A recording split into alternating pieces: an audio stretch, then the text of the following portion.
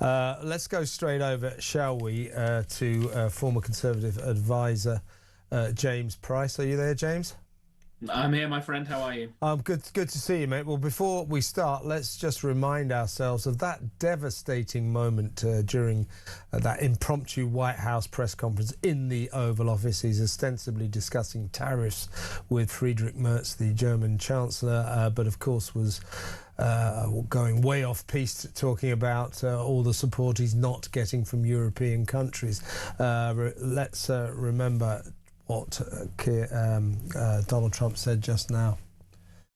I'm not, by the way, I'm not happy with the UK either.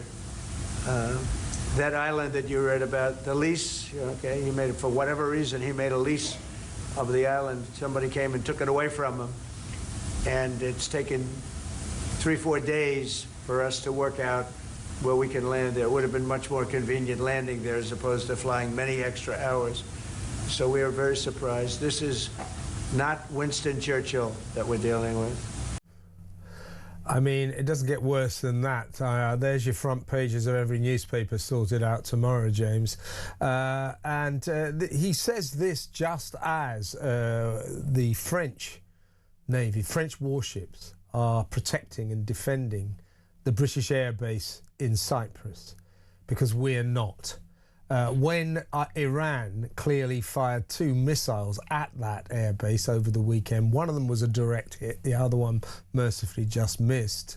The Defence Secretary John Healey went on to television to say that it must have been an accident. It's just that what's happening is that the mad mullahs are just firing out missiles everywhere, and who knows where they may land. 2 missiles basically landed on the airbase in Cyprus, and our government said that was a mistake, that was an accident, and now we're being protected by the French. And only now, just now, about an hour ago, did the government finally announce, oh, we'll send one of our warships there as well, HMS Dragon. This Prime Minister, Keir Starmer, is embarrassing this great nation, isn't he? Look, it would be really tempting and really fun to just stick the boot in on Starmer. God knows you and I have done that a lot together already over the last few months and years.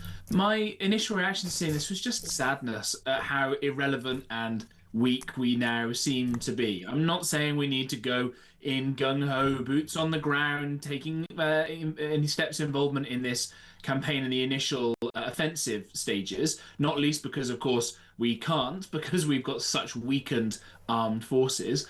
But just so sad to see that the special relationship, something I believe in almost as passionately as anything else, has come to this level. Trump is not immune from criticism, of course, in that, with the way that he's talked about Canada, shares a king with us, obviously. The way he talked about Greenland was silly and totally unnecessary. But even so, when it comes down to it, the fact that the Iranian regime is the most evil and barbaric, or one of the most evil and barbaric groups out there, the kinds of horrors that they've done to their own people, the kinds of horrors they've done to the Brits, the fact that Starmer's government has come out, not Starmer's government, it's King's government, the government that Starmer runs, has come out and said that the Iranian regime has sponsored, what, almost 24 at least attempted terrorist attacks inside the United Kingdom, that there have been various people who've been arrested about this, the number of attacks that they've sponsored and caused, the people who died in Iraq by roadside bombs, all of which were created by Hassan Soleimani, who is one of the leaders of the IRGC, the kinds of horrors around the world. And instead of sticking our shoulder to the wheel and helping out, or at least just saying to the Americans, yeah, use that base that you've got, we hummed and hawed about international law and all the rest of it. I don't want to, by the way, totally destroy the idea of international law either. I think it's a useful mechanism for states to be able to arbitrate disputes with one another without having to resort to violence. But if you hide behind it, not just to the of not being able to do the moral, decent thing, but even when the international law doesn't stop you doing it, you hide behind it and lie, as I think it seems Starmer and Richard Hermer have done, on the pure domestic politics of it, the fact that they lost this seat to the Greens, the fact that we're going to see civil unrest because of various communities and all the rest of it, this is just absolutely disgraceful, and we've been humiliated on the biggest stage of all. Absolutely right. I mean, this isn't, you know, Keir Starmer, confronted by this sudden explosion of the Middle Eastern war, all-out war in the Middle East, his reaction A good politician would have an instinctive reaction. They would know how to handle this situation. His reaction was to dive his head into the international law books and to try to look at the legality. And I have established that we can allow the Americans to use our air bases in very limited way, defensive and against only missile storage units. You know, he's obviously found that clause somewhere. Now, a proper prime minister, a prime minister with the correct kind of instincts, would have known that what you do in this circumstance, whatever you think of what America just did alongside Israel, you support your ally and you say so. Now, had Keir Starmer have come out and said, we are four square, we stand four square, shoulder to shoulder with our oldest and closest ally, America, and indeed our old and close ally, Israel, lest we forget, it still is a close ally. We stand shoulder to shoulder with them. It would have been fine. That's all he had to do, because it's not like Trump would have turned around and said, right, if you stand shoulder to shoulder to us, I'll have $1 billion bucks worth of weapons and you can send in 10,000 troops and I want warship. He would have just said thank you. And the special relationship would have actually got stronger. Instead, Starmer's moral cowardice, his retreat into the dusty pages of the international law books, has left the special relationship in tatters. And as I say, that is both infuriating and very sad.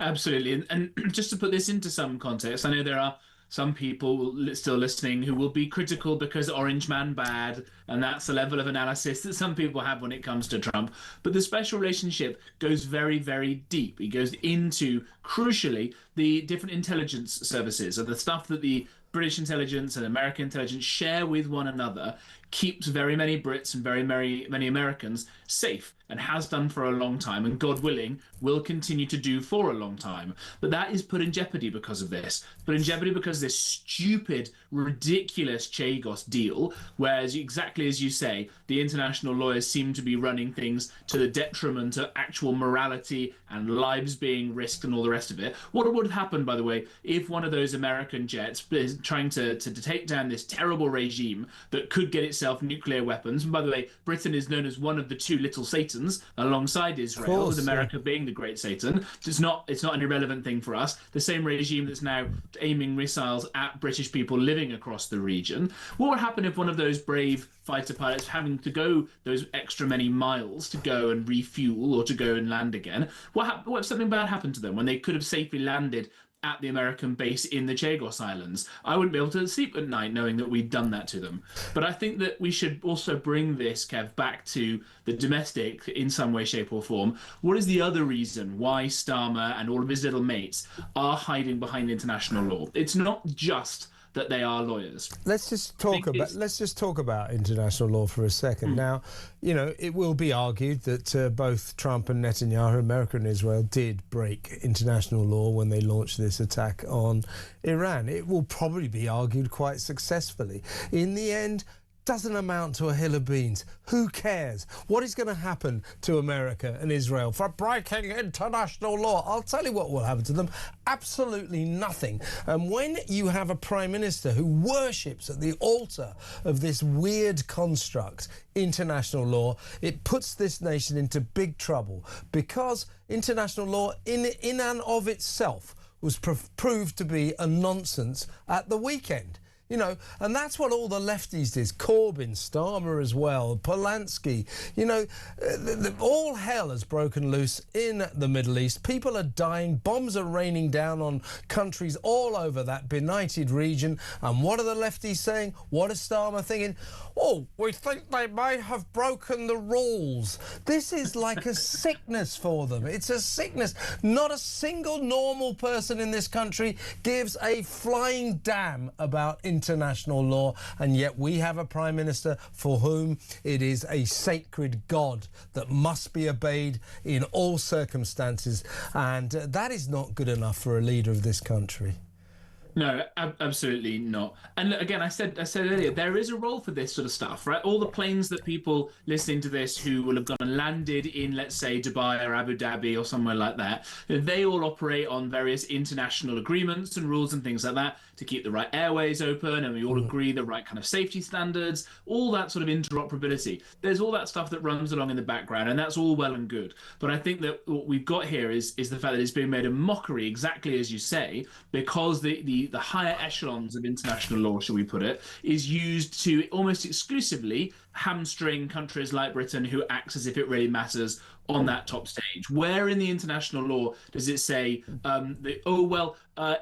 Iran's trying to get a nuclear weapon, but we won't let you do anything about it until they're about 5 minutes away from pushing the button? That's obviously not acceptable, and no self-respecting country that wants to survive, frankly, would go in for that. And that is, again, why we hold the fact that the Israelis and the Americans did this and the timing in which they did it to be very important, I think both morally and militarily justified. James, thank you for hanging on. Always great to have you on the show. Come on again this week. Good to talk. Thank you very much. James Price, former government special advisor there.